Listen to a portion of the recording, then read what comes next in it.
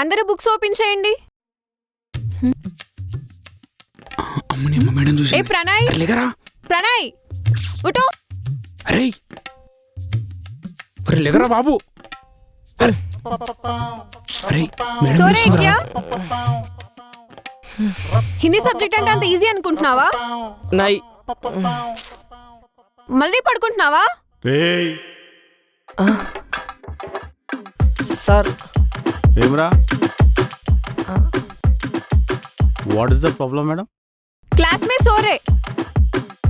ఇటు రారాను రారా.